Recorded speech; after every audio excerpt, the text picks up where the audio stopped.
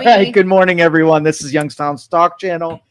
Kelin and Joe. Good morning. Good morning. On a Friday Eve. Yeah, and welcome everyone. And I welcome all of our great fans of the program to contribute during our program today. Your chat and also the phone calls, if they work today, we'll include in the show.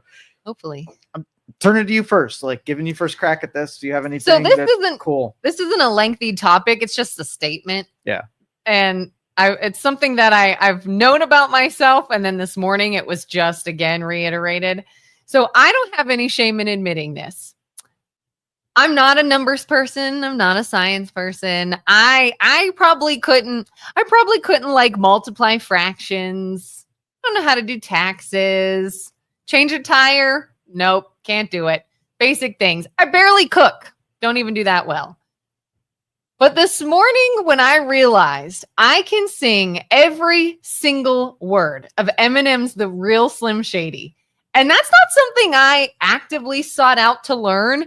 That's not something that I just played over and over again until I knew it. It just became ingrained in me. And as I'm singing it, I'm like, how do I do that? How do I know I'm not just talking about the chorus. I'm Slim Shady. Yes, I'm the real, this song. Every single word to that song. And I'm like, I could know really useful information and that would be helpful in my life. And that is what my brain goes to. It's like, nope, you don't need to learn how to do math or, recipes. There's going to be a time in your life where you're going to be put in some kind of perilous situation. Yeah. Right? And the code for the vault is going to be the lyrics to Slim Shady. You're like, oh, dude, I was born for this. This is me. Finally me. I know. Yes. I know it's going to happen. I'm even like dangerously good with Eminem's Lose Yourself. And one time I was out with some girlfriends and it came on and I'm just singing along and they're like, how do you know? I was like, I don't know. I did not actively learn this. It just went into my brain. But like, hey, how many ounces are in a whatever? Good morning, Mr. BJ. Morning. So now, did this superpower occur to you like at the top of the show? The most important news item that we can project. Yeah. Your appreciation for your skill set to know lyrics to Slim Shady. Yeah. Okay. Yeah. All right. Hey, I'm not judging. Yeah. There's a reason for it, I'm sure. That's my story and I'm sticking to it. You see that Hunger Games is coming out with another one?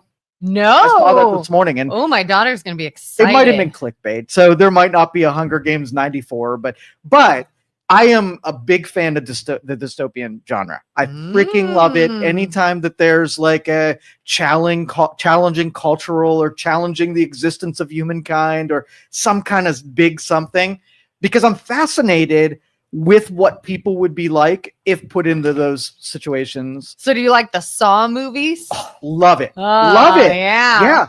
Yeah. And I think, that's what entertainment is really supposed to be about is challenge, like in the mind of a serial killer or in the mind of, on a deserted island and how you would survive. Like, I think all human beings have those switches. You'd die 10 seconds unless singing was part of it. But hey, it could be. But I would protect you at least for a little while. But you would have to find protect me and I'll entertain you. You would have to find something better than entertainment to contribute back to the society, or the Joe AI will make you expendable. I can't help it. It's just the math of the situation. I'm screwed. Yeah. So but screwed. You can develop right now. Well, back to Hunger Games. So do you like the Hunger Games franchise? Honestly, I've only seen the first one and a smidgen of, I think it might have been the second or third. My daughter, are there three? I don't know. I don't either. My daughter's really into them. So I've seen all of the first one and part of whatever other one she was watching. The one where spoiler alert, where they got to snow and then there was that, what's her name? The redhead actress anywho, all of the first one, part of the second one. That's all I've seen. See, there's some danger in a franchise like that because it was so off the wall. Once you've been exposed to like the ring and the chasing down and whatever, where do you go from that? Like the logical jump between the next Hunger Games and not turning it into just a soap opera Yeah. it's too much about the characters and less about the dystopian, where you're at. Because once you get accustomed to it, it happened to The Walking Dead too. Yeah. Like the shock value of being around zombies by season 92, you're like, the zombies are just like dogs now. Like, they're doing weird things. You're just watching the relationship. I'm not even scared with them anymore. So where do you go with that? And then they go overboard and make it about the characters, and like the same villain just comes with a different face over and over again. So I'm interested to see what they do with Hunger Games. One was absolutely the best.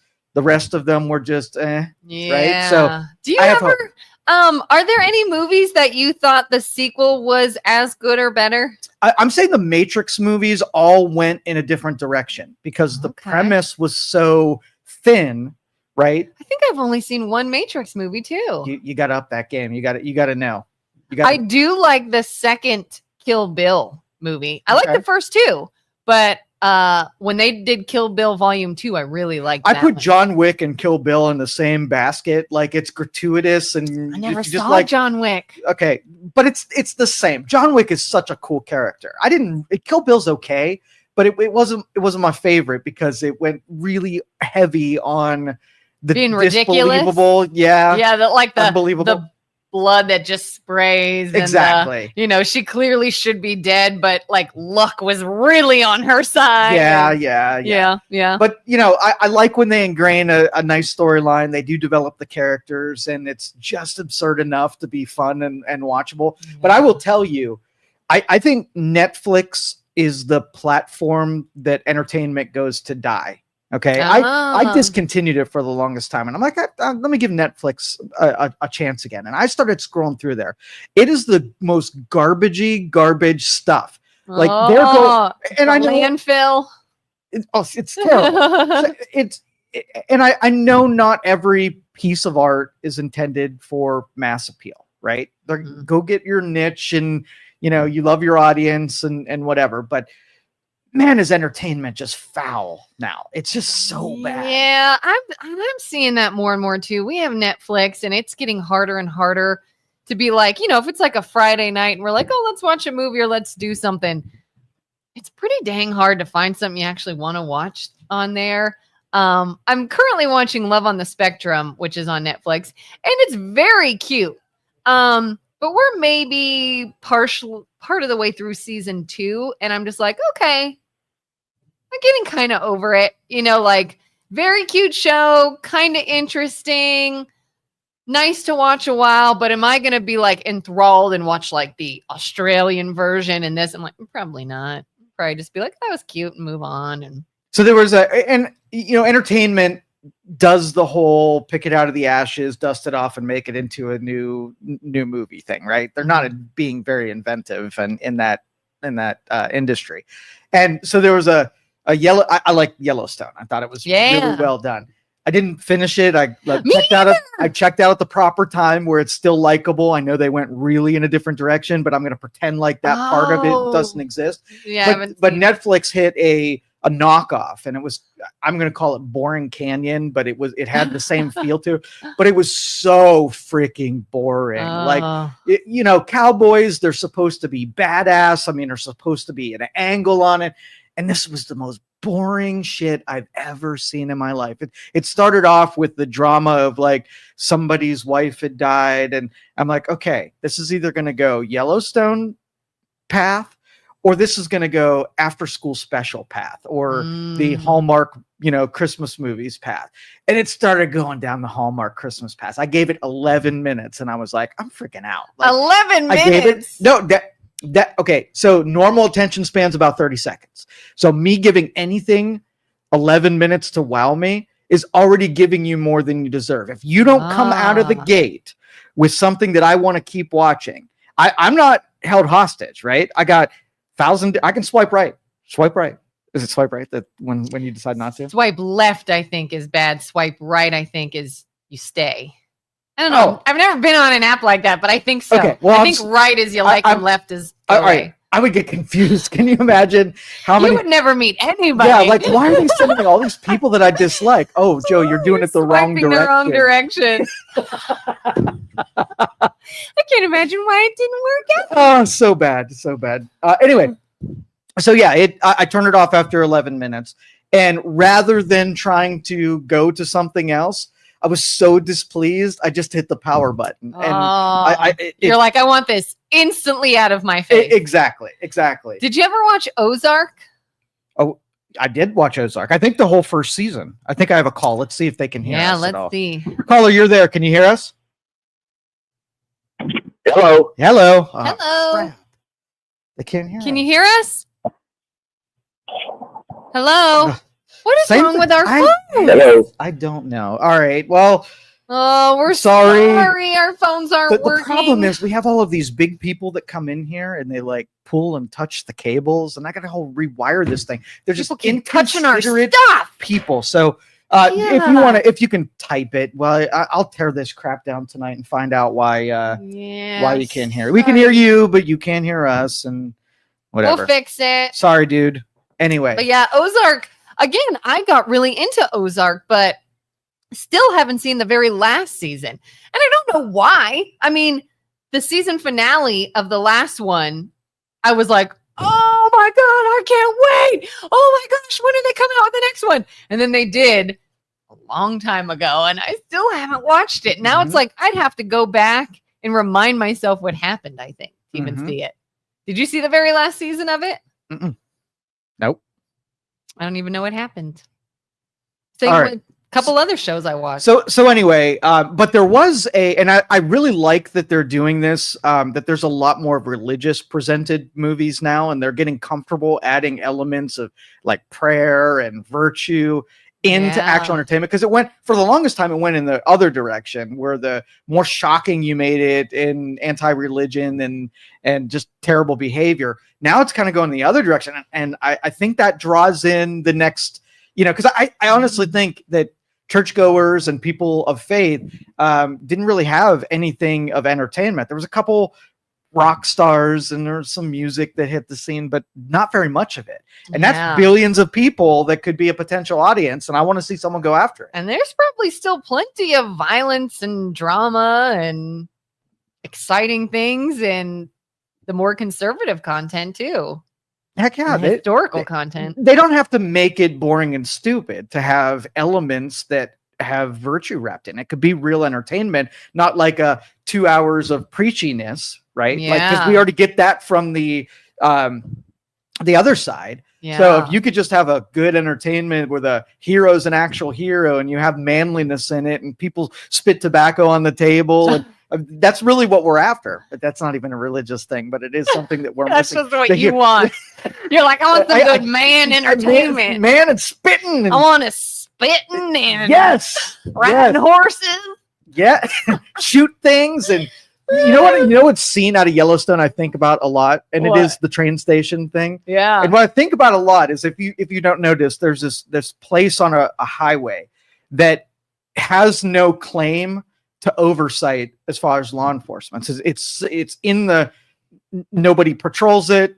It's not a jurisdiction. And so it's a safe place to dump bodies and kill people and make them disappear forever. And I always picture what's down in that canyon after all of the bodies have been hit down there. Like, if you're a hiker and you come across the pile of the train station bodies, like, I'm interested. What does it look like? I mean, probably smells funny. Piles of bones. There's probably like animals and it's the primary feeding location for all the predators in the area. Yeah. So ecologically, it would be a masterpiece. Taking someone to the train station. Oh, Dennis is Tarantinoism. Yes, Tarantino. And what is Tarantinoism? Those artists, you know what you're getting when you see a movie. Whether it's Burton film, you know what it's going to be like. Yeah, and Night Shyamalan's kind of they put their fingerprints on it, and if you're seeing it, you know what you're getting. And I like that they make a little bit different of a movie, but in that strata of likability, like it does go off. It's not traditional. Do you like the movie Signs? M. Night Shyamalan. Mm-hmm. I really like that one. Yeah. Speaking of sort of like a spiritual or religious undertone, and it's creepy. It's almost like considered a scary movie or a thriller, but has a feel good ending that I liked. Yeah. That was a good one. Good story writing. I mean, it really is. Yeah. Just like we talked about yesterday with artists being handed the songwriting from somebody else and they're just performers. I think a lot of movies mail it in too, where and I listened to the Affleck and Damon interview when they were talking about the greenlighting process and how it's different than in years past. Okay. So you used to be able to take a film, a couple 10, $20 million and get it funded and take the risk of putting it on the screen and maybe or maybe not getting your money back, versus nobody wants to take any risks anymore. So they basically take plot lines that they can put up on the screen and have an instant success no matter what it is. And there's so who's willing to take the risk of putting good content out there if it means that nobody or somebody might not go see it? So it doesn't matter how the acting is, Doesn't how matter. the story is portrayed. It's just here are common themes. I want somebody to make a farce movie, not a satire, but I want someone to make a Sharknado type of premise, right? Yeah. Something they know, plot and storyline that people will go and see, but try to make it fail and have terrible characters, have terrible acting, have terrible songs, and see how many of the critics you could say, this was the most artistic masterpiece of the... You know what I just saw? Honest to God, I just saw a headline the other day that says there is a new rule when it comes to, I think they were talking about the Academy Awards or one of those big award shows, that all voters must see all the nominated films. And I went, you're telling me this hasn't been a rule? It's not even been a rule. They can vote on who wins what category, having never seen the actual film. You mean before today, you believed it had some kind of actual structure to it? I knew there were politics involved, of course. But at the very least, I thought they could at least try to I saw it and I liked it because of this, even though this was a dumb I've never reason. watched any of those. They are meaningless. They, don't even get me started on that part. Denise says The House of David on Amazon Prime is excellent. I've not heard of that. Have you heard of that? I have. House of David. Yeah. What's that about? Maybe give us some more info. Yeah. House of David. The Old Testament is full of violence, murder, human sacrifice, and all manner of sin, as well as punishment for the follows. Nothing about it is boring. Yeah. Good storytelling from the biblical side. Heck yeah. Old Testament freaks me out because I'm reading the Bible for the first time now, and I never have before. And I've never really been a part of church growing up as a kid, but I've always heard these cliches like God is all loving and he gives grace and he's all good. And I'm like, you read this book, total opposite of what. And I'm like, all right, we're gonna have to get to the part where the Old Testament God and the God that I was told about somehow come together. Because right now I'm not seeing it, but it's harsh. It really is. Now, are you, and this is a comparison of brains and how you process things. Oh, so boy. I'm interested in whether or not you have literal interpretations or these are allegories and storytelling for the time and whatever. What makes most sense to you of what the Bible even is? Because, faith-based people, plug your ears a little bit because this is going to be blasphemy or real close to it. So what do you feel? I feel that a lot of it has got to be either interpretation or metaphors or something of that nature. And I've been told that a lot of what you read is meant to be literal. This literally happened. And to a point, I could try to wrap my head around that. But I still sometimes question okay, well, they said this, but did that have the same meaning? Or you'll see a little footnote that says, well, in the Greek version, they use this word, which means this. And in this version, they use this word, which means this. So this is sort of what we think they meant. And so I don't know. I try to say, okay, I'm supposed to feel like this is a literal interpretation of what truly happened, but maybe there is some slight... maybe just moral of the story they're trying to convey.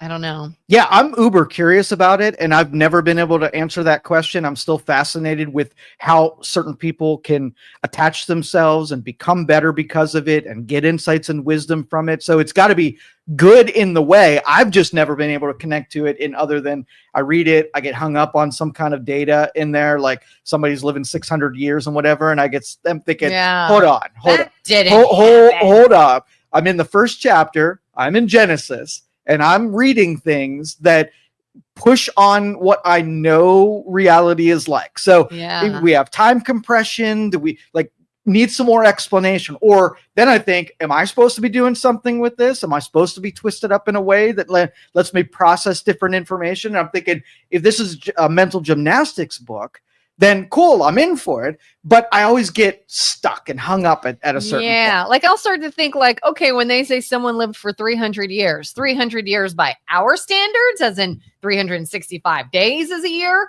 or did they look at it differently? Do they say years? Do they mean it another way than we think? Exactly. Yeah. I'd like to know that. And that would be helpful because number one, two things that really throw me off. The chronology where you have different things and referring to different things that haven't or have, so that's not in an order where you can read a timeline from the beginning. Like I would expect in the very beginning, right?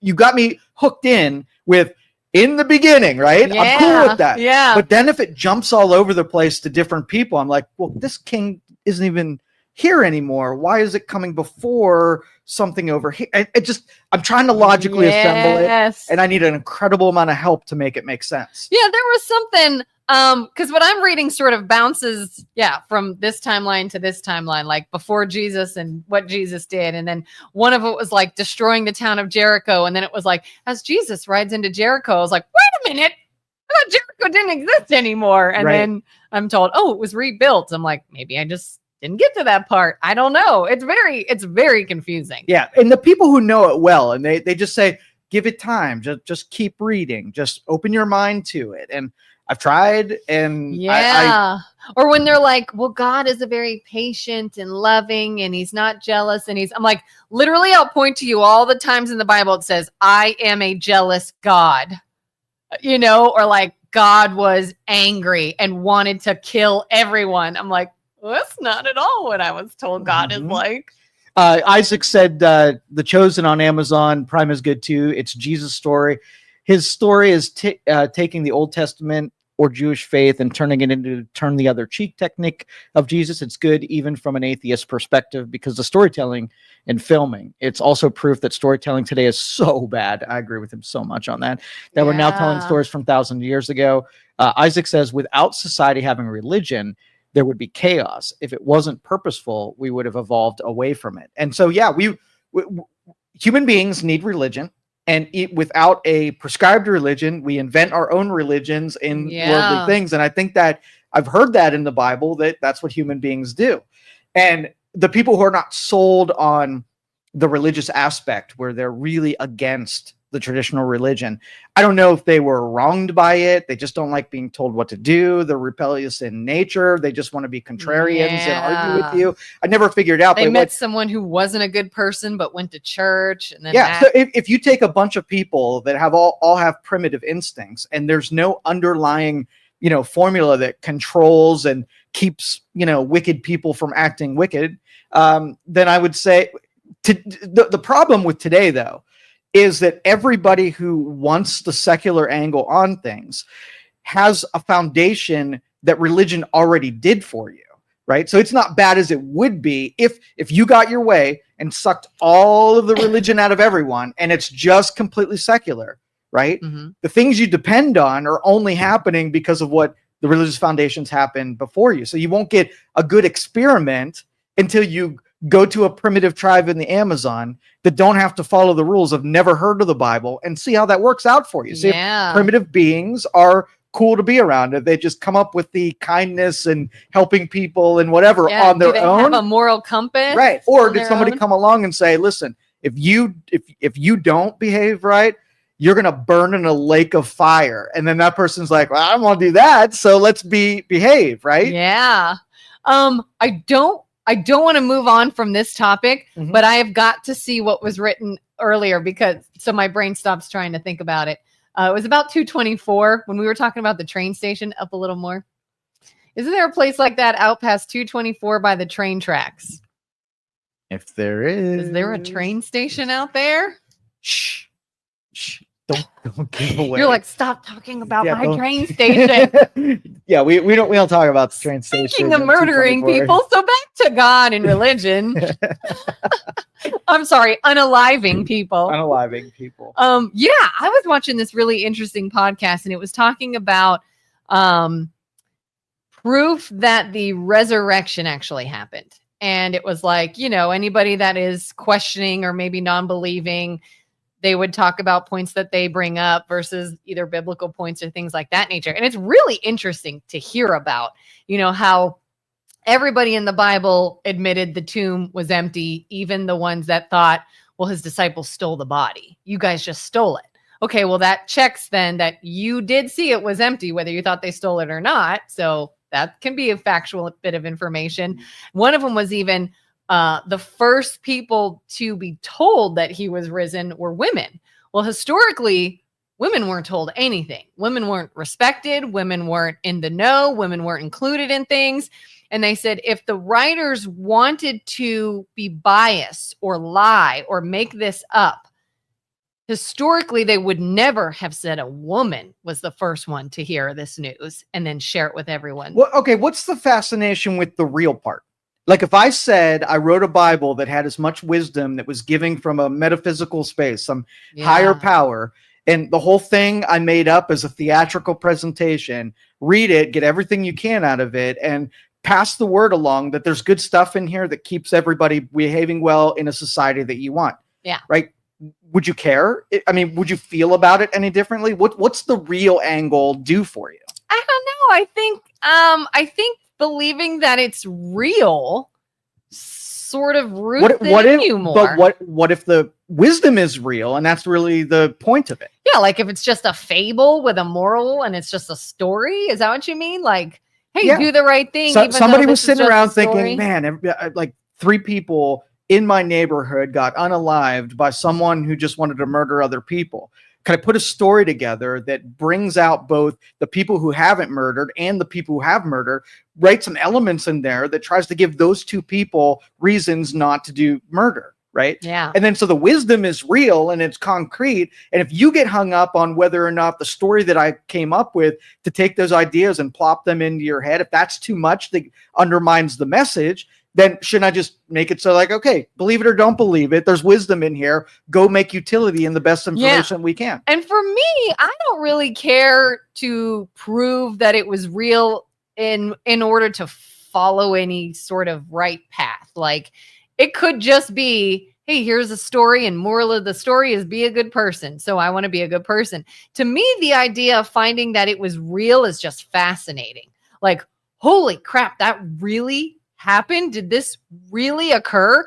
How come it doesn't now? Why did it then? What changed? Could it happen again? Like to me, it's just the fascination with something that major happening. Like years and years and years ago, walking on the moon would have been, holy crap, I can't believe that happened. So it's sort of that to me, rather than I need it to be real in order to live a good life and feel like I have purpose and things of that nature. Although it does help, I think. Yeah, well, I mean, the utility, and that's because you have so little information about it, that if the utility in it is not controlling you and I, we're just pulling information, but controlling the people who shouldn't be doing things and need some kind of like that metaphysical code to follow. Yeah. And then that at least they're helplessly distracted and so they aren't doing harm or bad things to other people. If that's the utility in it, then I don't think, there are so many things that are unbelievable. I'll name a couple of them because they undo it for me, right? Okay. Walking on water, right? And okay, cool story. Yeah. Something that is pretty supernatural in whatever. But if you walked on water, what does that do for me? What's the utility in you walking on water? Getting swallowed by a fish? Those things are like, we're really talking about something that's hard to believe. And even if I decide to believe it, there's not much storyline based on the thing that I'm going beyond what my brain's telling me is possible or not. I think things like that are attempting to feed into the credibility of the source. You know, if you're told you should believe everything Jesus says and follow him, and you're like, why? He's just an average guy. Why would I do that? But he walks on water. If he walks on water, you might be like, well, maybe there's something to this. Anybody walks on water, I will absolutely believe. But if you were to take, let's just, okay, so I asked my pastor this. We talk about the Bible all the time, and he hates me because of how much I push back, because I doubt he hates you. He hates me for this reason, okay? So for instance, let's just scrap the Bible, right? And pretend it never existed. And let's have people that are connected with God write the Bible right now. So if the wisdom from the mountain came down in today's scholars and they wanted to put that masterpiece together, what would be different in it? Like, we weren't in the dark ages. There weren't witchcraft. I mean, it would all be applicable to the things that we're doing right now. So to be believable on a guy that's just another guy that you ran across on Market Street, right? Yeah. Walking on water wouldn't so much do it for me, but there would be a version of walking on water that would be like so supernatural. It'd be like, this guy must be, you know, the Son of God. It would be a different version of that. You know what I mean? It would be translated differently. And that would be really interesting too, because for me, my interest in things like the Bible and Jesus and God did not come from the Bible. I didn't like go to church as a kid and learn about the Bible and then become interested. I had experiences that I went, I can't explain that. And that's really interesting. And maybe these people have something to whatever they've been talking about. I'm going to go look into it. So I sort of let me dive into the Bible and let me dive into teachings of church and let me go and see what it's all about, because these other experiences led me there. Not one led me to a curiosity, if that makes sense. So it would be interesting to be like someone that did not have the knowledge of what is actually in scripture or what is taught at church, writing their own, here's what I think about God and Jesus and faith based off of my feelings and my experiences. You know, I think we should do? What? We should make the suggestion. We get a new pope, maybe he'll listen, to write another anthem of the Bible. So maybe the Bible's not done. So you have the Old Testament, the New Testament, maybe the New Testament, and we'll start assembling new books to append what we already know about the Bible. Because how do we know that it's not finished yet? Yeah. Might still be going. Maybe we took our foot off the gas pedal, right? Yeah. Too soon.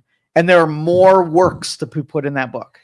And do you use the Pope or do you use someone that is I don't know. I used him because, you know, he's a high religious figure. That's it. Yeah. Whereas, you know, there are some things about Catholicism that I don't necessarily think are necessary. They might be a great thing. They might be helpful to people, just like we talked about having some sort of moral compass, but does it need to be done in this way? I don't know. I don't feel that they do. I don't know. It's just, it would be really interesting if it was based off of, like, I call myself a Christian. I don't know if I believe Adam and Eve ever existed. You know, I don't know if I believe there's an actual hell. There's a lot of things I don't know. And it's just like, I believe Jesus existed. And there are other supernatural things I feel like I believe happened. But do I believe everything happened that we hear? Do I believe everything should be done a certain way? Probably not. There's probably some interpretation there. All right. So these people wanting to know more got messaging from the Holy Spirit. They were supposed to take a message and relay it to other people, right? Mm-hmm. So they got in a fit of whatever. They were drinking the stuff that they were drinking and smoking the stuff that they were smoking and eating the stuff. Whatever. Could be mushrooms. It could be the burning bush. Yeah, absinthe may not have been around back then, but ayahuasca. It could have been all kinds of mind-altering drugs. So they went and had a vision and they saw some things and they took what they saw and translated to what they thought they should say, and they put it in a book. If you knew that and you were looking through an altered state at something that someone else was trying to make sense of, now those words might make even a little bit more sense instead of like a literal God's hand to scribe's pen to paper to you kind of thing. You know what I mean? I would need to know more about the circumstances to know what filter I should put the words through based on the frame of mind of the person who was getting the vision. Yeah. And that one point that they talked about in this podcast I was watching is like, hey, a lot of these works were written like decades later. And how do we even know their memory serves them correctly? And if it was written so much later, how do you remember that? Like, people go to court cases years later and can't remember details of something they're talking about. And then but that's the thing, that we get hung up on the real part of it instead of the wisdom part of it or the information part of it. And I think that's where we miss a lot, is because the people who don't believe in it, I don't know why they don't believe in it, right? Or the fact that they not only not believe on it, but they want to say they don't believe on it and make you not believe in it, kind of a thing. Yeah, you know they make it seem like, oh, you believe in magic and fairy tales. Exactly. Then it's like the condescending, whatever. Yeah. And if somebody's reading a book to get wisdom out of it, and they don't necessarily know whether or not the fairy tales or it's just a story or an allegory or whatever, but it's weird how that evil presents itself. Yeah. I had a friend say one time something that I'm like, that's a good point.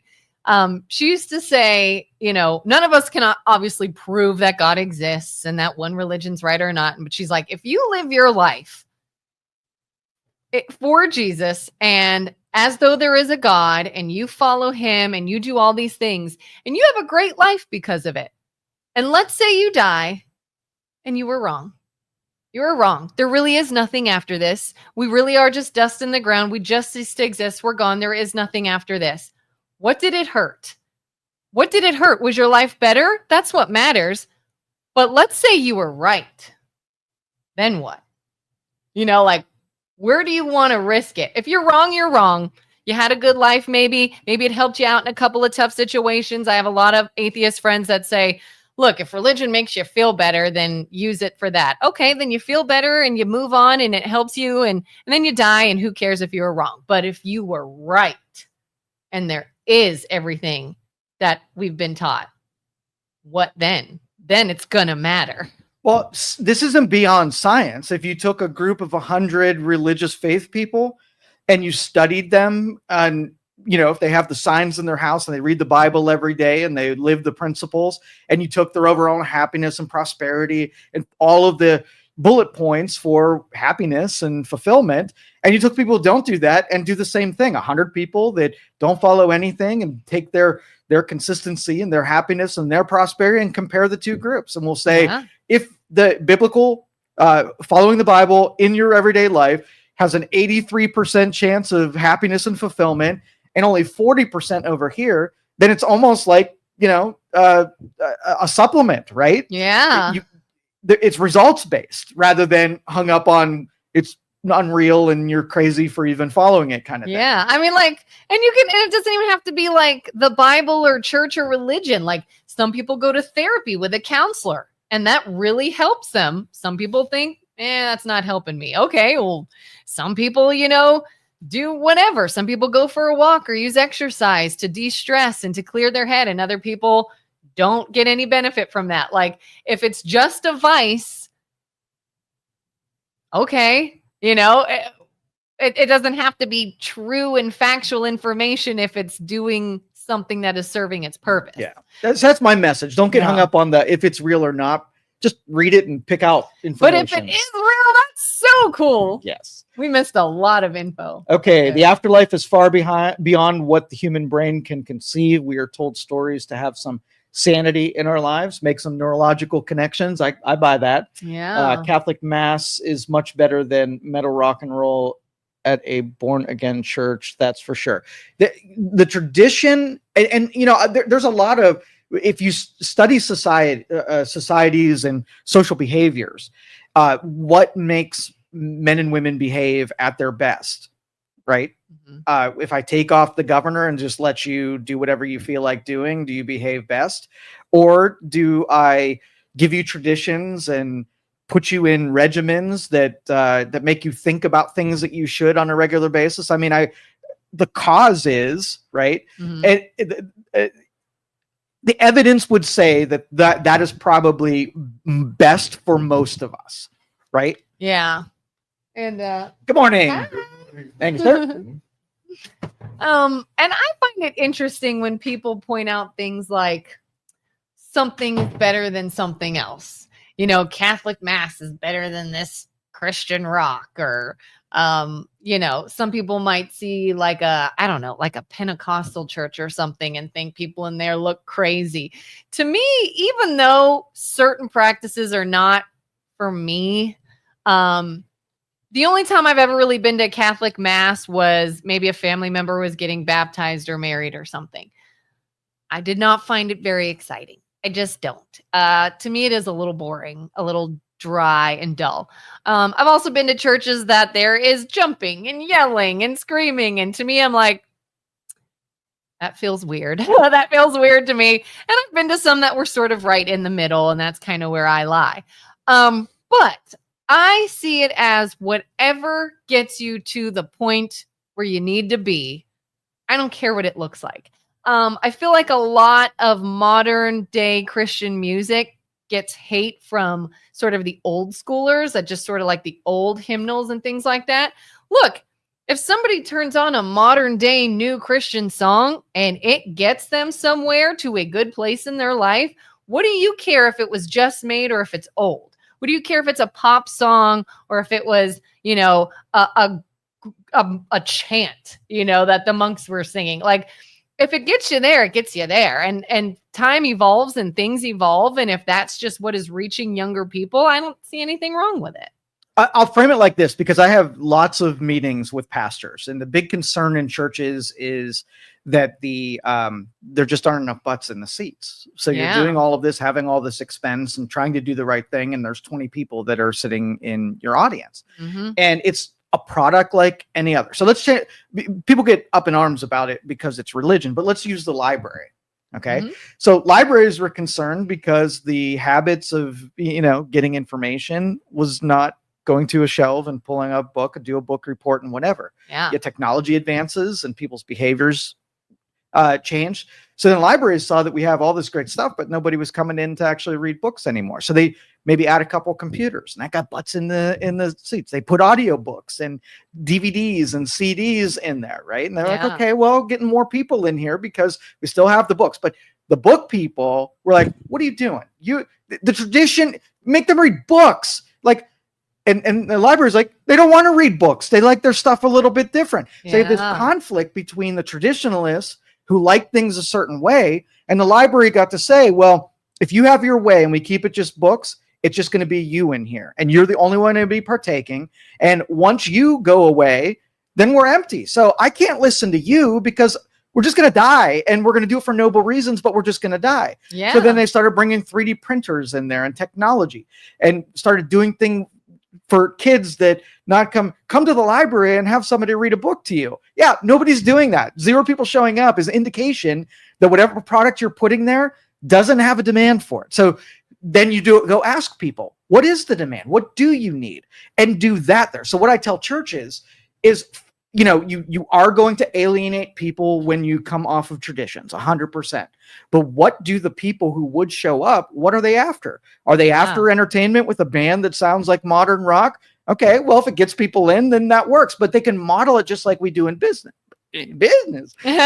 Model it just like we do in business is find out what the demand is, and then find out if you can orchestrate a product that satisfies that demand, and then market it out to the people. If the messaging is the same and what it took you to get the people in there, that gave you influence. Yeah. Right. I had our pastors once time explain to us how they pick music on Sundays to sing. And most of our songs are kind of the modern stuff you would hear like on K-Love and things like that. But they choose ones that have particular messaging. And she's like, here's the gospel. Here's what we need people to know. We need to know that this and this and this. And if the songs have those messages, then we are, still conveying the traditional message, what people need to know about God, but we can do it in a modern way. Here's a popular song they may know that has that message. I think it works.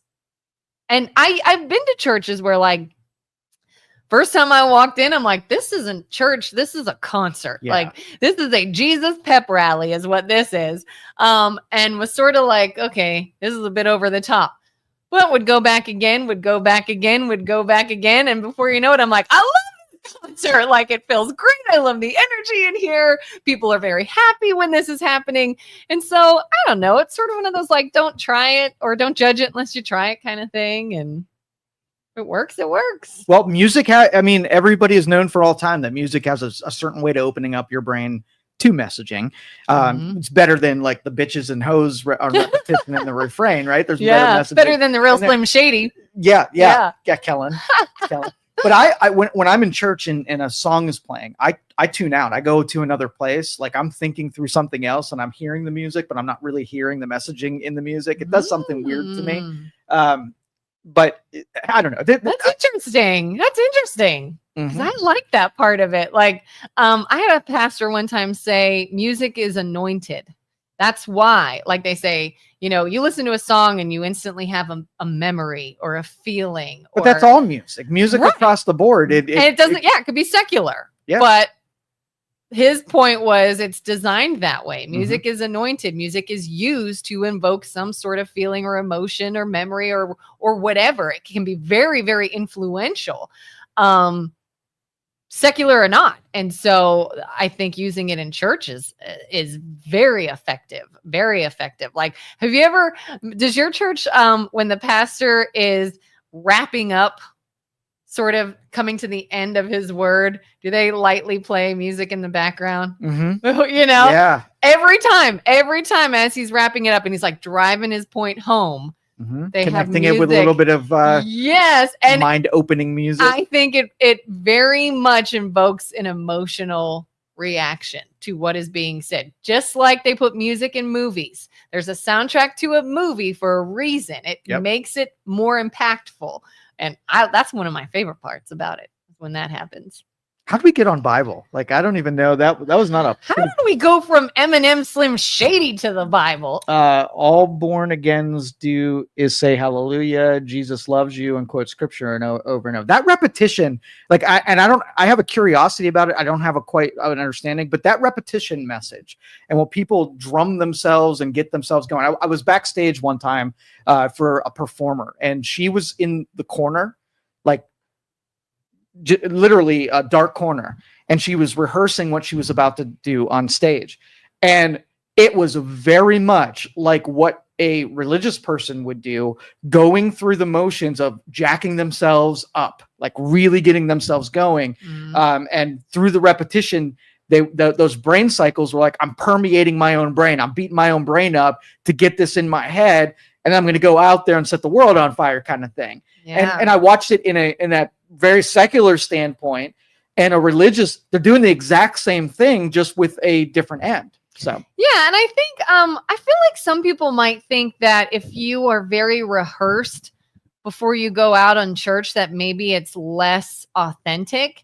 And I don't necessarily think that's the case. I think if you know what you're doing and why you're doing it, and this message, maybe you feel as though you were given and it has a purpose, you still are human. And when you step foot on a stage in front of people, that's a scary thing. Whether you are prepared or not, whether what you brought to give to the people is real and authentic or not, the vessel is like frozen, you know? And so I think some people do need to sort of get themselves amped up and practice a lot. And it doesn't mean that what they're saying or doing isn't authentic. It means I need to make sure my body doesn't freeze. Like I enjoy public speaking, but I still get nervous. And I've had instances where I went out to say something publicly, and when I left the stage, I couldn't tell you a single thing I said. I blacked out. I don't remember it. I don't know if it came off well or not. And so I think the idea of sort of preparing yourself to go do something is just making sure that I need to communicate a message, even if I'm terrified, and that could be difficult. And how much of it do you think is performative? So Billy on the corner starts standing up and speaking in tongues. Mm. Now, did the tongues come from the place where many of us are like, wow, that's a little off-putting, a little weird, whatever, but it's interesting. I don't know Billy to want to stand up and say anything rather than this gibberish that I'm hearing coming out of his mouth. Is it real or is it not real? Does it matter? Yeah, I don't know. To me, that's always been a really interesting thing. Like, do I believe people speak in tongues? I used to belong to a church where they called it your God language or something like that. And they said that it does happen and it's different for everyone. But if it's performative, if it's out loud in front of everyone, it's probably inauthentic. Whereas when it happens quietly to yourself, it may actually happen, and that's true. But I don't know. I don't know if I believe it happens. I don't know if it's one of those, maybe they're not necessarily seeking attention, but maybe they want it to happen and they're sort of unknowingly making it happen. Yeah. Being motivated by part them, part something else. Like maybe they think it's happening, but it's really just something I don't know. I've had one pastor say it absolutely happens. But you can tell when it's real and when it's not. I don't know how, but he says he can tell when it's real and when it's not.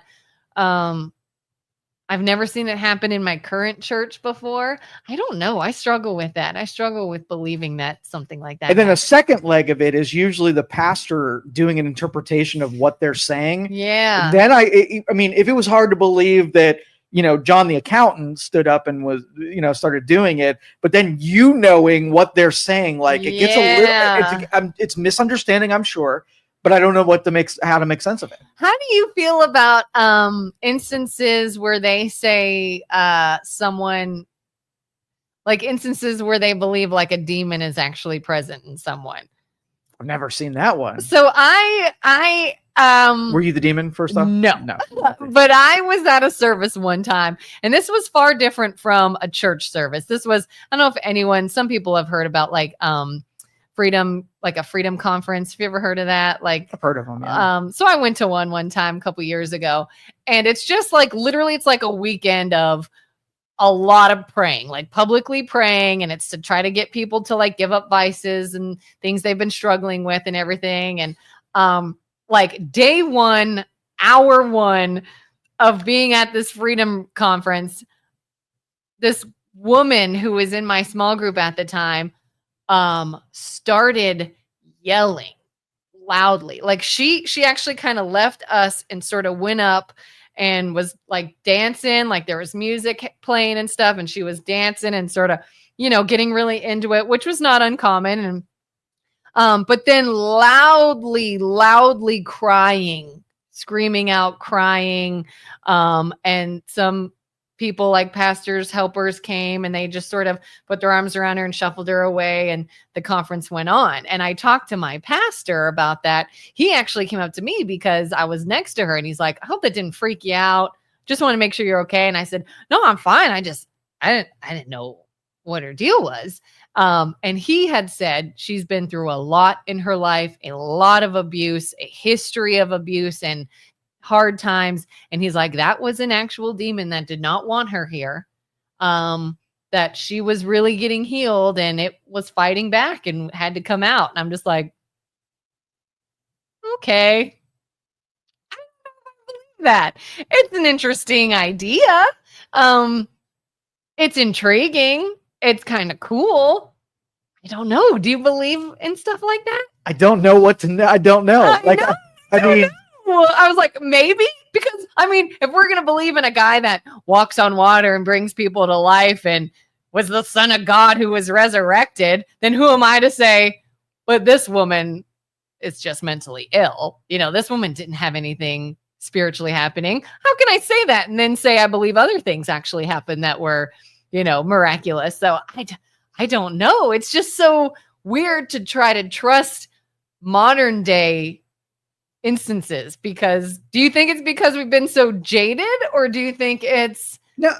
I just don't trust absolutes. I don't trust people to say that it absolutely is true or it absolutely is not true. I like to hang right in the middle and just keep collecting, data. Mhm. And I think a lot of it is attention and performative, so that whether it's believable or not, maybe 50% of the time there was really nothing there and somebody wanted something to happen so bad and they were caught up in the moment and made that thing happen. And then some of it's supernatural and I just don't know which is which. So I'm just an observer. I don't know what to make of it. Have you ever, and you don't have to talk about it if you don't want to, have you ever had an experience that you're like, that might have been supernatural? A bunch. Yeah. Yeah? Yeah, I have. Like church related or just? It was in church and I got overcame with a feeling that tongues thing was going to come out of me. Really? So bad. And I thought my fear, and I'm very quiet when it comes to that kind of stuff. I can't imagine you doing that. And I was so afraid that it was just going to start happening and it was going to draw all that attention to me. And so the rest of the church service, I was trying to make sure that my brain didn't go where it was going and to stop it from happening. So I throttled it down so that I didn't make a fool of myself and start saying things and screaming and being crazy. You don't think it could have just come out quietly to yourself? I don't know. Like it was such a struggle because I felt it's almost like if you got like an insulin high where your body just kind of goes all numb and you can't see and it's just white light and you're like not really there in the moment. Uh-huh. And I know that my faculties were still there because I was trying to suppress what my brain was trying to push me to do, stand up and whatever. And I didn't want that to happen. So I was just trying to quell it down. That's the whole experience, me fighting it. Do you try to talk yourself out of that sometimes? Yeah, like all it the didn't time. happen? All the time. I had an interesting experience one time. Many, many, many years ago. Again, I was not involved in church. I was not a religious person. I believed in God. That was about it. And a friend of mine took me to a service at her church that had this spiritual healer. And at the time, again, I was like, I don't really believe in that, but it's cool. It's interesting. Maybe from a science point, I think this is something I want to look at. And how does this affect people? And I was like, yeah, I'll go. I'll see this guy. Why not? And it was one of those like, he would pray over people and touch them and they fall to the floor. And I'm like, that's not real, but whatever. And so long story short, I'm in this room. He's praying over people and he's going to come to me. And the closer he gets, I just start bawling my eyes out. And I'm just like, and I look at my friend. She's like, let it happen. I'm like, what is wrong with me? I'm like, what is happening? And he comes up to me and I just sort of close my eyes like, okay, say a little prayer. Thanks. And then move on. And when I tell you, I realize this sounds crazy. I swear I am not a crazy person. It was like, I couldn't stay standing. Like gravity went like, oh, and I was just like, what the? And so just to make it easier and end, like, let's just get this over with. I like sat down and I'm just like bawling my eyes out. And I don't know what he said. It was in another language. And I just said, I'm just gonna sit down because I don't want to fight this. Move on already. And to this day, I'm like, did that really happen? Could that have been something in my head I wanted to happen? So it happened and it was just me unknowingly, one of my family members was like, well, that was mass hypnosis.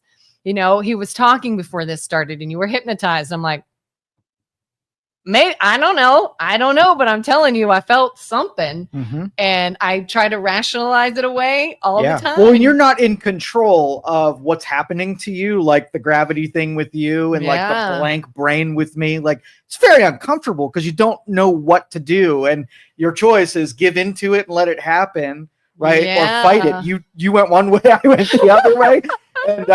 And still don't have a good understanding of where we're at. I mean, it could have been, you stand up and you get lightheaded, right? So you're in a moment of high emotion and you have inundated your senses. Like maybe your brain was just overwhelmed and went to a different place. And maybe that's what it mostly is.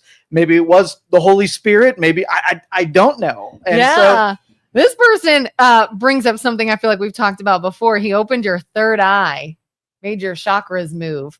We've sort of talked about the third eye before. It's the pineal gland. Yeah. Do you believe in that idea?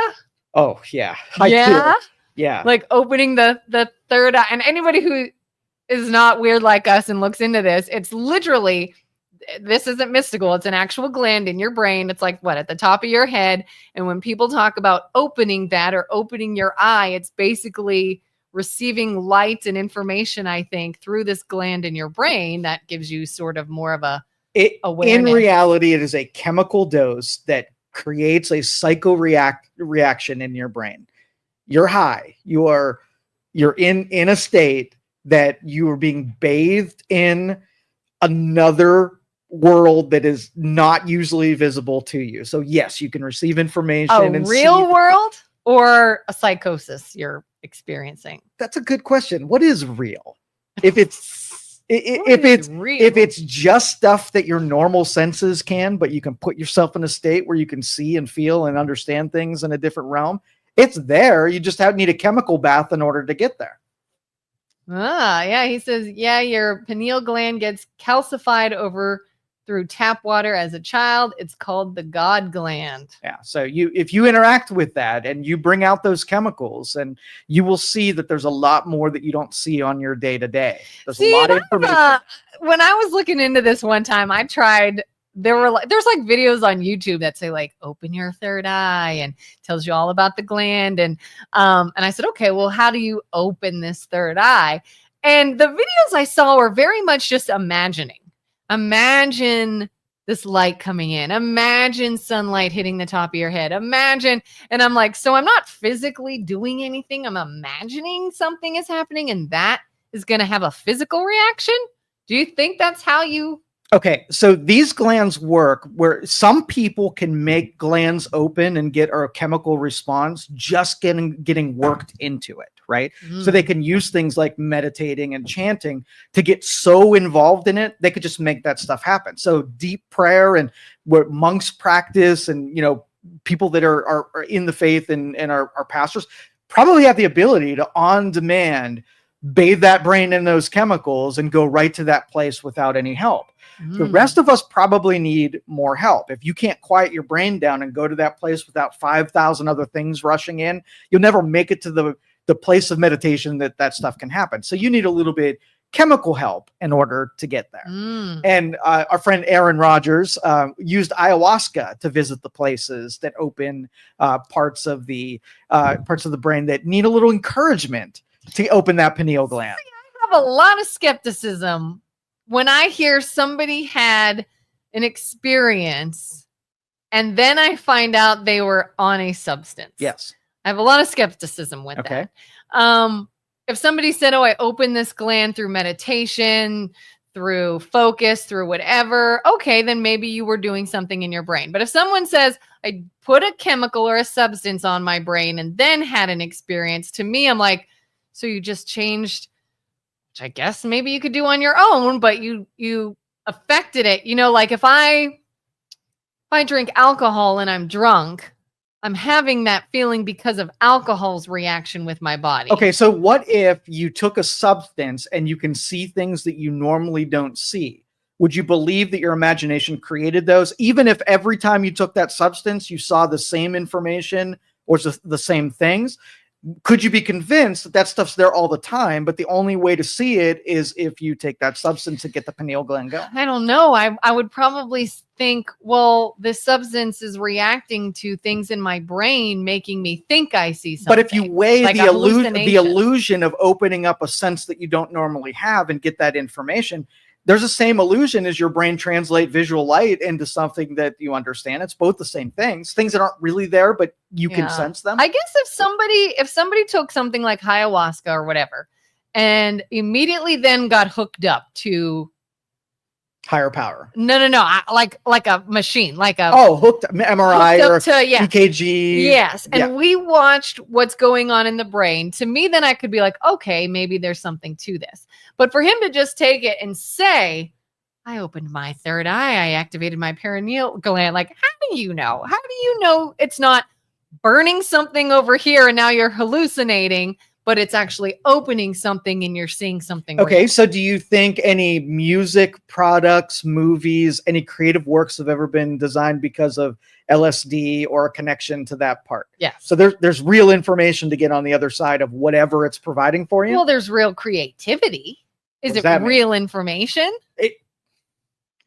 A one-off, right? Yeah. But if someone can connect to an area where they can then create based on information they gathered when they were in a different state. Uh-huh. So you go to the burning bush and go up on a mountain and pick some words up from what is God and bring it down and put it into a book. Like that, those are creative works that get information that you and I don't have access to on a regular basis. So if that's your connective, that's your gateway into information that not everybody else has access to. Yeah. What's the difference? And this person says they've done that with MRIs and PET scans. So that would be really cool. You will physically feel it. It can make you have heartgasms. So would you say, on the subject of, having an experience in church or wherever, there was another experience I had a couple years ago where it wasn't like anything physically happened. But you ever have like a thought pop in your head that is almost described as like you didn't put it there? Like yeah. Like I had a very intense experience with that one time, also at a church conference, where I was thinking one thing and the opposite, like something I was just stewing on, an answer to it, like somebody plopped it in my brain. I went, Oh, that makes sense. Yes. That's my answer. And so some people would say that's the word of God or the Holy Spirit. Would you say something I was doing at this conference maybe opened up this gland and I had clarity, or supernatural, spiritual word of God? Let me get a little preachy, because this is something that is teachable. Okay. Right? Yeah. Human beings think that we're very, very smart. And so we use our conscious brain for everything. Okay. We have 3 levels here. We have the conscious brain. That's where all of the rationalizations, our logic, all our creativity, all these really supreme, sophisticated thoughts.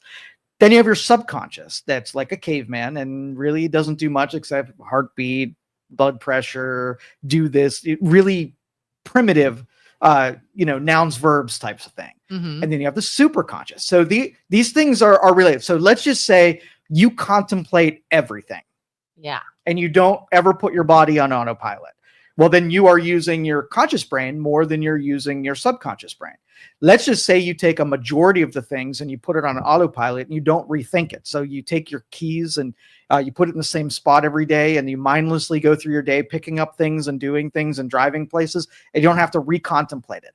Well, now you've given some priority down to the subconscious level, and now your subconscious level makes a lot of your decision makings because you're sticking to some kind of regimen. And you got the superconscious. You only get to the superconscious if you can take that sophisticated brain and quiet it out, like mute it out, and let the lower levels connect you to the higher level. And that's why I say, like, if the monks and the people at church and whatever, they can get to the superconscious easier because they've stopped thinking like they're the smartest ego in the room, right? You have to destroy the ego because you're not the smartest thing. Let the superconscious and the subconscious populate things, and then you'll feel like you were given sort of a gift of an idea instead of you coming up, because we're so used to us coming up with the plan and whatever. And when we get the nugget of that gift, we're like, where'd that come from? Like something higher power or whatever. It's only because you got to quiet the really dumb but sophisticated part of your brain so you can get information from elsewhere. Which is so interesting, because when I had this sort of epiphany, number one, it was not anything rational. It was not like, I can't find my keys. Oh, now I remember where I put them. It was just an idea. It was a new idea to consider that to me was very helpful. And number 2 was absolutely not a quiet place. It was the beginning of the conference. There it was, at church, lots of music, a band, literally like lights, things happening, and me sitting there like, well, I am only here because I told my friend I would come with her. And this is all showy, and this is ridiculous, and this doesn't do anything for me, and blah, blah, blah. And in all of that noise went bam. And I went, oh. When I say quiet, it doesn't mean stimulus.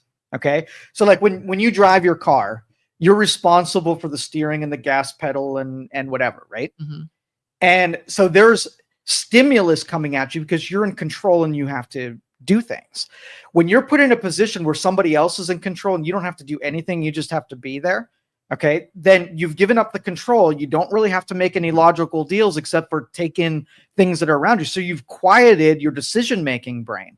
It's now on idle. And that's the quietness I'm talking about. Yeah. A lot of people will have their best ideas in the shower. Why? Because they're not doing anything. They're going through motions that they've done 1,000 times. The rushing water is hitting them. They can get lost in some of their thoughts. I always say I have my best ideas when I'm getting ready to go somewhere because I'm in the bathroom alone for hours and doing my hair and putting makeup on and getting ready is something I do every single day. So I sort of just zone out. Exactly. That's the quietness that I'm talking about. Not physical quietness, but mental quietness. And I'll like anything bothering me, I'll get like this sort of I don't know, like idea or epiphany or way to handle it or something. And it might not even be something like, hey, do this and it'll help your problem. It may just be a comforting thing.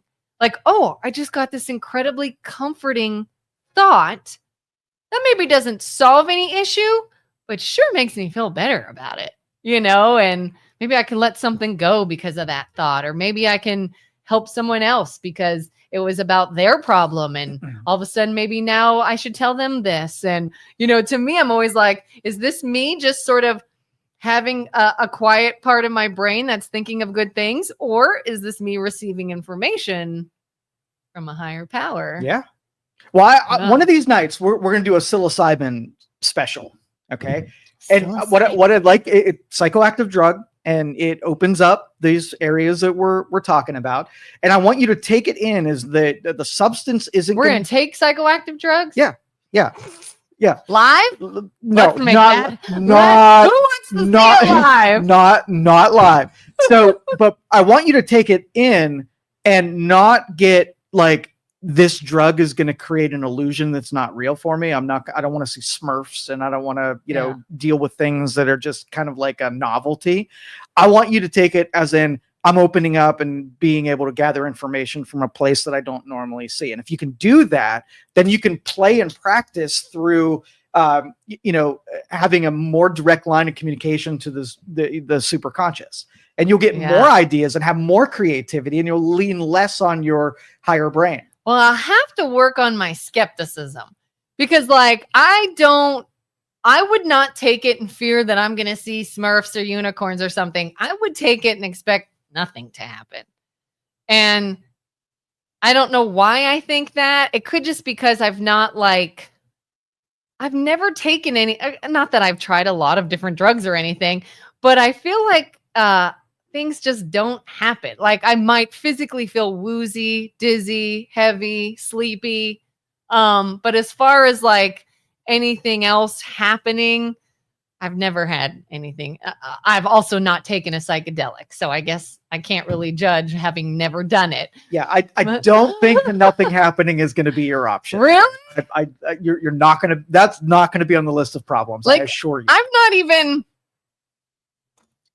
with like THC or marijuana, again, not that I've done it a lot. I don't have a lot of experience, so I can't speak a lot on it. But the little experience I've had was just, okay, I just feel maybe like a little drunk, a little buzzed. That's kind of it. Or nothing. And I'm just, okay. And I mean, to be fair, the only time I even felt buzzed was because I waited so long for something to happen that I gave up and just had a drink. So maybe I was buzzed.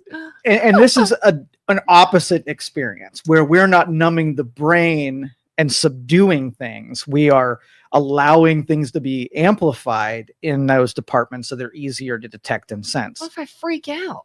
You probably will. Can it make you sick? Because one time, the worst thing I ever did is before THC was legal, I tried one of those Delta 8, Delta 9 things because they were legal. Don't. First of all, I had no business doing 15 milligrams as someone that has never had a drop of THC in their life. to just take 15 was the dumbest thing I could have ever done, number Okay. one. And number two, this synthetic man-made thing, like I was sick as a dog. The worst vertigo, nausea, actively passing out kind of experience ever that I'm like, I just poisoned myself. I just poisoned myself. It's not going to be like that, is it? It's rough. Oh, that doesn't sound fun. It is rough. And it's the cost of the ticket. Like, there's some stuff that goes along with doing it that's going to shake you up a little bit. And that's the price of How long admission. does it last? So if you feel awful, you got to wait. Lasts a while. Like hours, days. Hours. Okay. Yeah.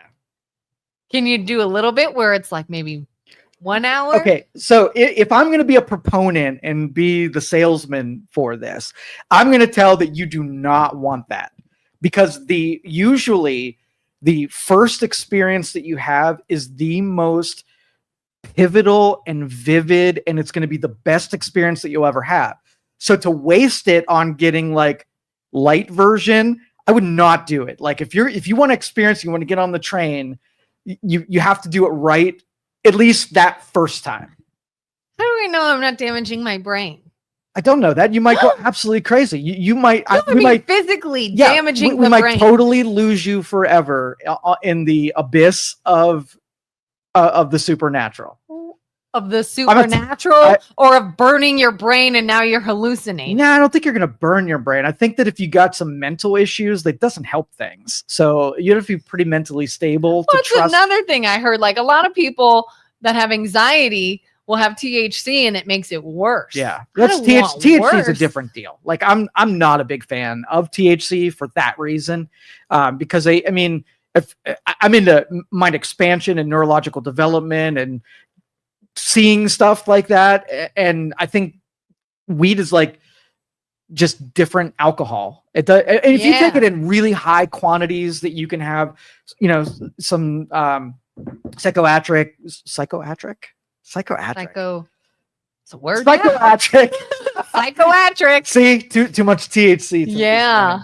Anyway, okay, we went from Bible to drugs. What is going on with Out us? of body mind experiences. Julie said something up top that I was going to comment on, and I can't remember.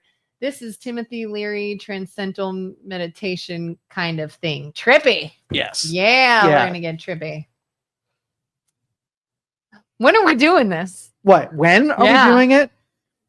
It's gonna take, like I said, it has a long runway, so you have to have a lot of time to be able to commit to it. I would say be in a padded room so I don't hurt myself. No, I don't think you hurt yourself. I mean, I don't want to do this in this psychotropic. That's the word. Thank you, Patricia. There we go. Welcome to Drug. Synonym of what you said. Psychiatric. Yeah. Psychiatric. But thank you for tuning in for Drug Talk here today. But we'll talk privately, and I'll set you up with all the information, and then we'll pick a time. And then we can like document what happens and then talk about it if we can't do it live. Okay. But wouldn't that be evidence? Like we could talk about what we might do, because this might all be just a fabrication of something. I don't necessarily think you talk about an illegal activity, because I don't think we're not doing anything illegal. No illegal stuff. No. But I'll tell you, mushrooms might be legal in Ohio eventually. So we might just have to wait until we can do this legally. And when we allegedly do this thing. Yes. Yeah, we have to have some sort of documentation. Like what? I don't know. We could record it. We could write something while we're allegedly. Everything that you're going to experience is in your head, and it's really tough to get, like, you're going to want to sit in silence, and you're going to really dig through this stuff all by yourself, and sift through, try to make sense of what you're being exposed to. That would be my recommendation.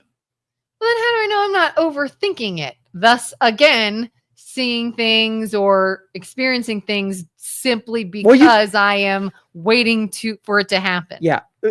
I might pull your card and not let you do this, because everything you're saying to yourself is going to set the train on a very bad. Or just give it to me without me knowing. Don't actually do that. That might be even a bigger level of illegal.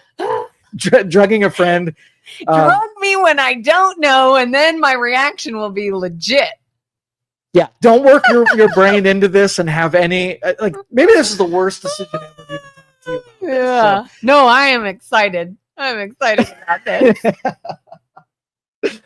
Yeah. Yep.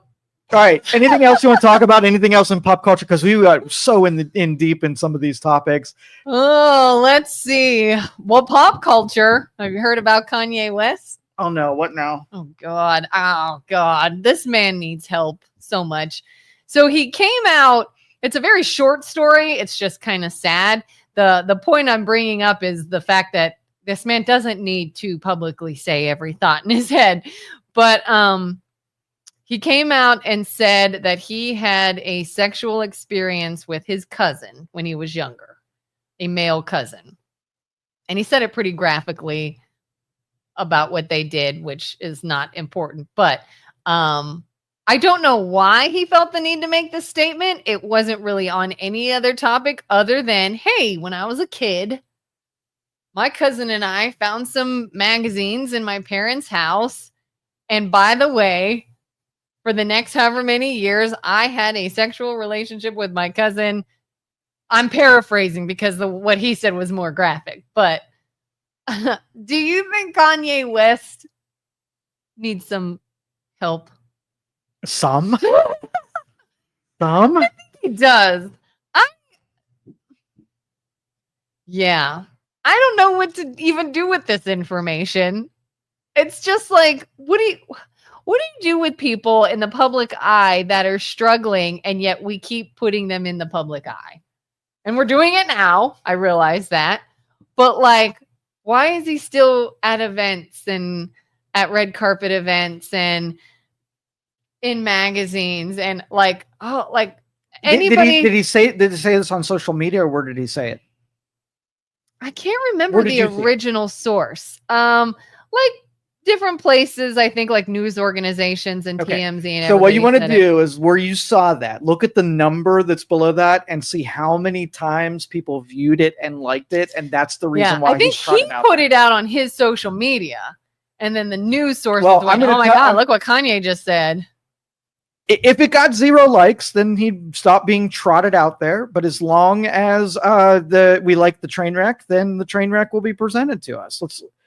Is he just Ye or Kanye? He called himself Ye. He said, my name is Ye, and I did this with my male cousin from the age of 14 on or something, or for like 14 years or whatever. Oh, he's just a terrible person. He needs like I don't know. He needs help. No, the dude's lived a wild life. He's broken his brain. The system broke his brain. The industry's in his broken his brain. And he was put on a pedestal. It gave him the license to be able to just share those thoughts and think that he is center. He also had a brain injury, I think. Didn't he, like many years ago? No doubt. He was in a bad accident. Yes. And so all of us are just not only encouraging it, but we are supporting it with our attention, our dollars.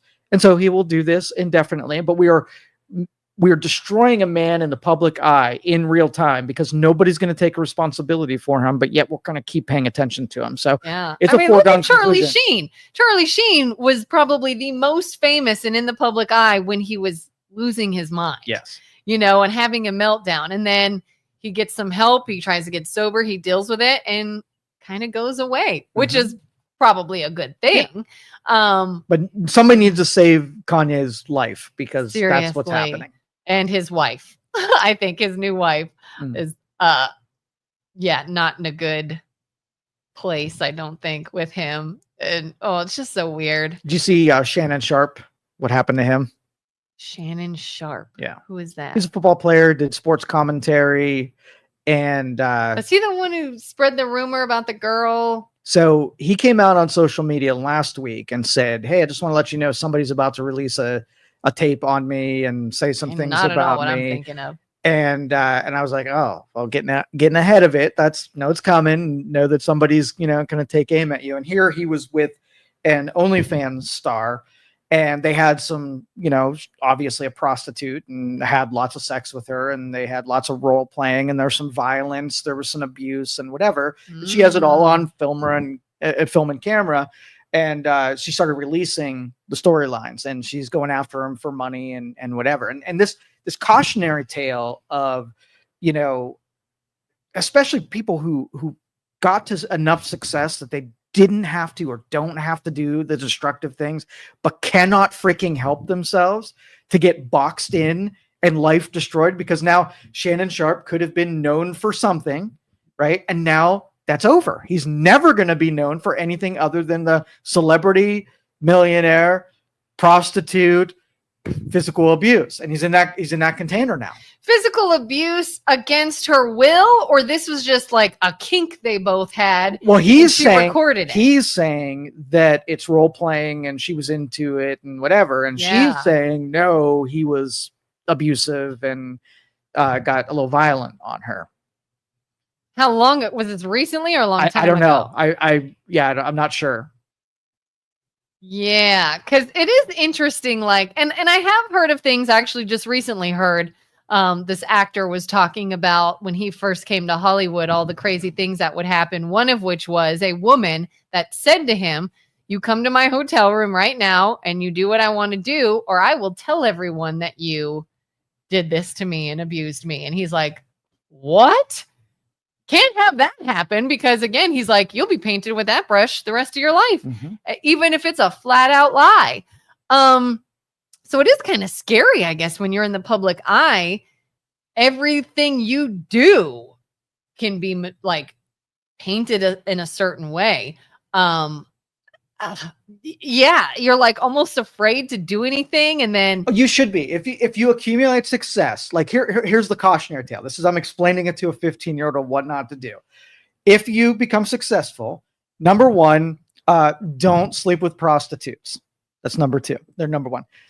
Know that most people that are going to befriend you or come to you want something that you have, and they will do bad things to get that. So pick your friends very carefully and have small circles of people that you trust. And I want to then put another highlighter on: don't sleep with prostitutes. Okay. Yeah. That's a big one. And who do you think you hold more, like, I don't know, contempt for? Maybe the person who goes and sleeps with a prostitute, or the female? And I'm not saying this is what she did. This is a hypothetical situation. If the female did in fact lie about what happened to make the man look bad, who is now hurting every other female victim that truly was a victim, that now people second guess and may not believe or victim shame because someone else lied about it. Like, to me, that, I don't know what I think is worse. If somebody actually did something bad, it's all awful, and it could have been avoided no matter what. These are just awful things. Oh, so to kind of give it any kind of angle where who's the hero in this, they all suck. And when you play that game, sucky things freaking happen. So don't play that freaking game. Yeah. It's awful. It is awful. There was a statistic about OnlyFans that in a certain age demographic that almost 40% of that age group is on OnlyFans to try to make their living selling a piece of their body to someone who's not their husband. Like, that blows my mind of how broken we are taken. Broken, and people can't just go and work a real job. They're like, well, this is just easy money, I guess. Yeah, millions of dollars for doing that. And it is the oldest profession in the world, and there will always be a demand for it. And you give it, technological enabling, and what do you think is going to happen? Do you think that it's in any way better that it's online and they're not physically with someone? But it's obvious. It's obviously leading to that, where the flow of money is that, I'm going to do the feet pictures, and then I'm going to do a little bit of this, and then I'm going to do a little bit. So no, it's not. From a brain standpoint, selling your body should be, all of society should agree that that's not good for anybody. I just saw someone on Facebook recently shared an article where a teacher, I can't remember what state she was in, was fired after her OnlyFans page was found by a parent's. The person who reported her was the mother of a child and her husband found this OnlyFans account. And all these people were like, oh my gosh, why don't you yell at your husband for being the one looking and let this woman just live her life? Which side are you on? Like, if your child had a teacher that you saw on OnlyFans, would you hold that against her, or would you just be more mad at the person who's looking at the OnlyFans? Well, we have a tendency to go after the source of the problem. So like, I don't want the drug user, I want the drug dealer, because if you squash the drug dealer, then you take the drug user out of the equation. You made it harder to do that. So I'm all about making it very unpopular to do that, so that the people on there aren't celebrated and they don't make a bunch of money, because that just makes more of them. I mean, if you got 40% of girls thinking the best way that they're going to make money is use their sexuality to take it from guys, like, that's not good for them. Yeah. Guys are always going to do that. They're hornballs. They're always going to philander. They're always going to, not be able to control their sexual urges wherever. And you got to keep society safe by taking the supply, and the demand's always going to be there. You're not going to quell the demand. It's a supply that you got to make. What do you think is it that would make it that large of an amount? Like, are these girls, like, they all just got daddy issues because of society and the family role? Do you think it's just the fame, the hunger for fame and money, and fame, the attention, the money, all of it, all of the above? Like, everything in our society now is just molding this sort of deviant behavior and rewarding it, basically. 100%. How much stock do you hold in someone being would you, if you had your own school and you were the boss of the school and one of your teachers had an OnlyFans page, would you fire them? Yeah. Yeah. Mm-hmm. No, would you do that because they are an influence on children, even if they were a great teacher and the kids didn't know anything about it? Or would you do it even if they didn't work? Like, maybe... No, parents trust kids to go to school and they're in front of someone who exemplifies virtue across the board. Okay. So if I ask the question, if a person is sinning in that nature, right? Mm-hmm. Are they a deviant? And can I bring that lack of virtue in front of a 6-year-old who a parent has to trust to be there? So they have punched the card whether or not they can control their behaviors enough to stay virtuous enough to be in front of children. Yeah, I've known some teacher friends that, like, they had to be real strict with what they put on their own, like, social media pages, like, not even a drink. Maybe they were just at dinner and had a glass of wine and that was it. Anytime we were out and there was alcohol or anything, even though it wasn't a party, even though there was no illegal activity, nobody got out of hand, like, don't even show it with me online. Yeah. Ask the parents, do you feel safe knowing that your kid is being taught by an OnlyFans prostitute? And if the parents say, I'm not comfortable with that, then you got to serve the product. Like, if you ask parents, like, do you care if the teacher goes out to a bar and drinks wine with friends? And if all the parents say, yeah, that's permissible, that's no big deal, I mean, you can be completely responsible. Versus, do you care if the teacher goes out to bars, gets totally hammered and breaks car windshields? Then the parents are going to say, yeah, that behavior is not much and we should fire them. So there's different, finesses. Yeah. But you have an overall product of support or serving the public by being an instructor that can be trusted. If I'm a meth head, right? Are you cool with your teacher being addicted to meth and giving BJs on the weekend to fuel your habit? If parents say, yeah, that's not a good thing, I don't want my kid exposed to that. That's the kind of thing. There was an instance too, years ago. I can't think of her name. Remember, there was a TV reporter that went down for, like, spring break in Florida. Yeah, I remember that. She did, like, a wet t-shirt contest or something, was partying and lost her job here. Yeah. Do you think that was the right decision? Yes. So there's a girl in a classroom right now that's idolizing a teacher. And she was not a teacher, by the way. It was an adult job, but not like adult industry, but you know what I mean. Right. So if you have that influence, how are you going to model good behavior in front of someone if you yourself do not exhibit model behavior? Yeah. Brandon says, you're talking about Courtney Tilia. Was that her name?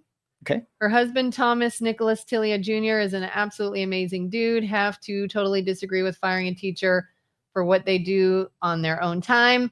Austintown is covering for a teacher they've known is creepy with underage girls, yet we're worried about someone legally using their First Amendment freedoms.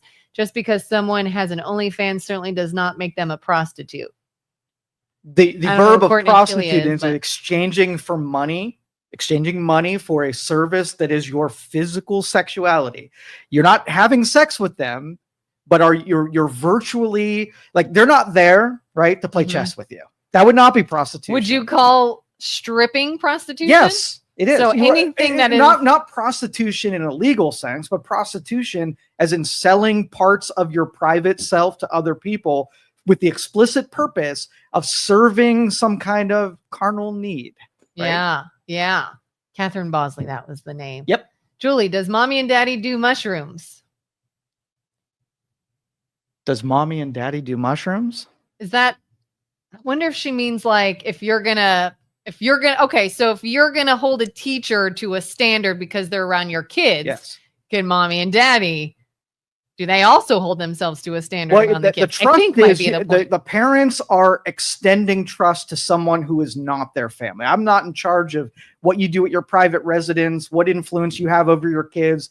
Your job is to raise your kids, and you're not entrusting them. It's not society entrusting them. It's parents turning over to the trust to the school. So the people there have to be better, not worse. Brandon says, so the Playboy centerfolds of the 60s through the 90s, were they prostitutes? They weren't. Again, we're using nouns, verbs here. The action of using sexuality for sale is the prostitution of that deal. Are it's still the sex industry? Yeah, it's a sex industry, 100%. If you put it in the box of you're selling something that someone else is buying for that purpose, then yes. Yeah, it's prostitution of something. Yes. Okay.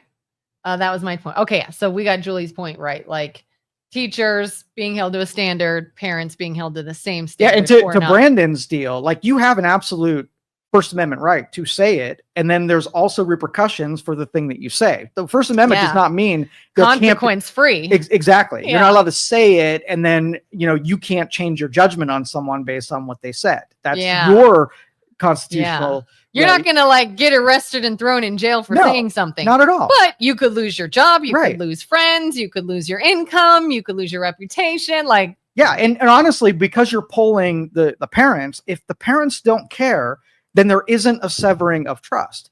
So if you worked at a bank, right, you would have a level that you have to be trusted around money. And there would be certain things that would call into question whether or not I should trust you to be around money.